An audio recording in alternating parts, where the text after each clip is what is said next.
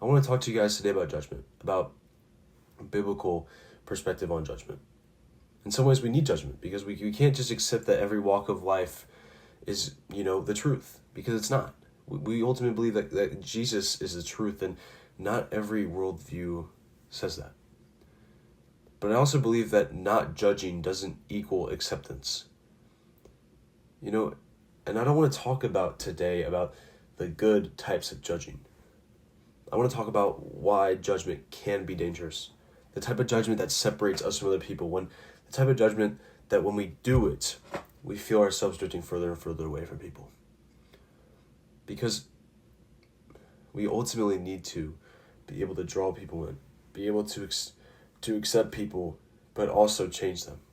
And today I want to talk about that. And I don't deny that there are some types of judgment that we do need, that we do know is good. But today I want to talk about when that can get out of hand. And also just what judgment ultimately looks like and how we should approach that. But yes, we can always dive into it more. We can always look at that more, in the coming videos or whatever it is. But I want to talk about when judgment can get out of hand. So let's dive into Romans, where the Apostle Paul talks about this. Also, I apologize for my voice, a bit under the weather, but we'll have to make do with that. So let's take a look at this. So as I just mentioned, this comes straight from the Apostle Paul in Romans. So let's just take a look at this. Therefore, you have no excuse, O man, every one of you who judges. For in passing judgment on one another, you condemn yourself, because you, the judge, practice the very same things. Do you suppose, O man, you who judge those who practice such things, and yet do them yourself, that you will escape the judgment of God? The first point that I want to make here, which I think is blatantly obvious right now, is that if I go out and judge my brother or sister in Christ for doing X, Y, and Z, I'm actively being a hypocrite because I go out and I do X, Y, and Z. Now, of course, in my life, it might be manifested a little bit differently than it is in the next person's, but the point is I still need Christ. I still rebel against God in many different ways. I still have areas of my life that I could absolutely improve on, that I could absolutely be more honoring to God on. But the point is, if I sit here and judge everyone else for the little things that they may or may not be doing, I'm a hypocrite. I'm a lying hypocrite. Because I still need Christ. I'm in no place to judge the next person, because the point of Christ is that we are all sinners, and that we all need a sacrifice. We all needed to have a sacrifice that he ultimately paid.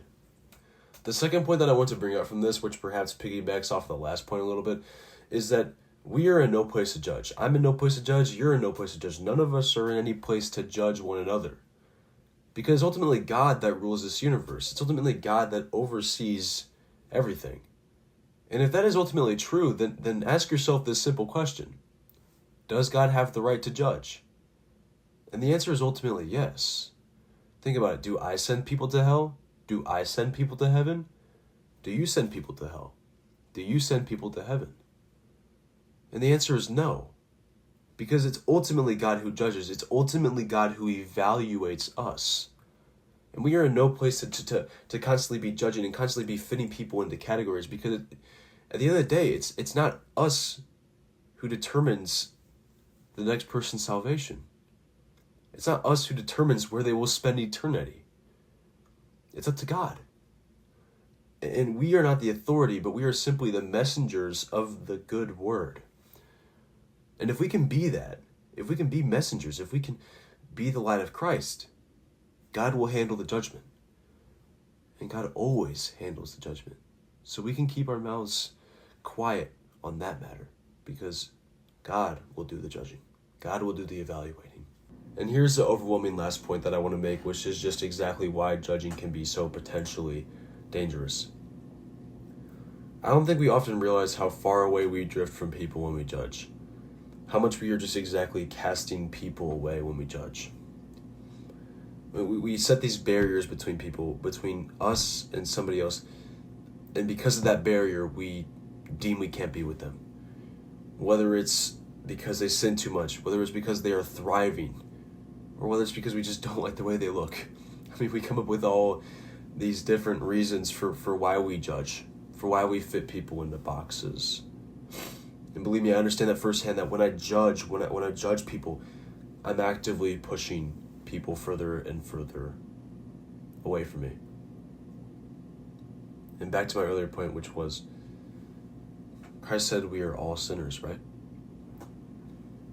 And if it is true that we are all sinners, which we are, don't you think we better learn to love each other? Don't you think we better learn to accept each other? Don't you think we better learn to understand what it means to be saved, what it means to be a family, what it means to be covered by the blood of Christ, what it means to draw people in no matter what walks of life they come from? Because if we are all sinners, if we all sit on the same plane, in that respect, in that regard, if we all sit on the same plane, why should we keep people away? Why should we put people into categories and say, I cannot be with you because of this reason. I cannot be with you because you do this, you believe this, you have done this in the past, or whatever it is. Because if we all need Christ, we better learn to love each other. We better learn to teach each other what it means to be covered by the blood of Christ. Because at the end of the day, we all need him. We all fall short.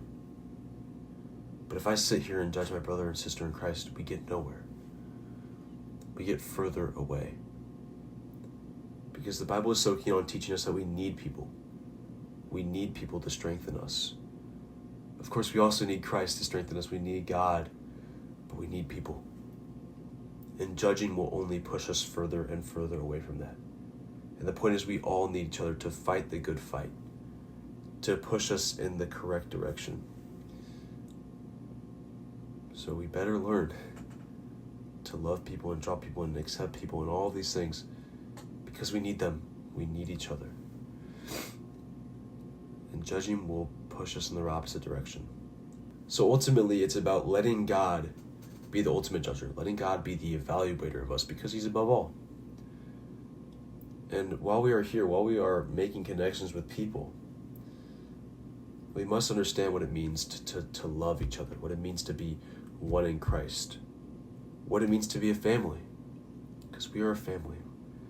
I have brothers and sisters in all walks of life that are in Christ. And that is so beautiful.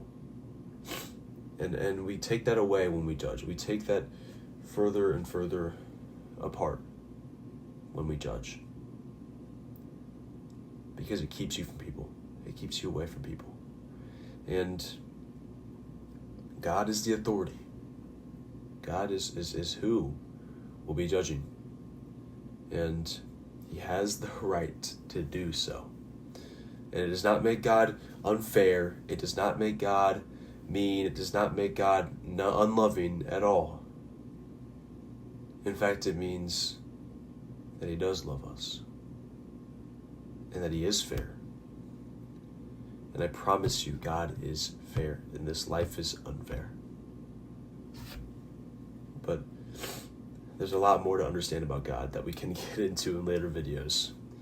But while me and you are here making these connections with people, we must strive to hold ourselves from judgment, to hold ourselves from this negativity of fitting people into boxes based off what they believe or what they do or anything. Because ultimately we sit on the same plane. And that's the bottom line.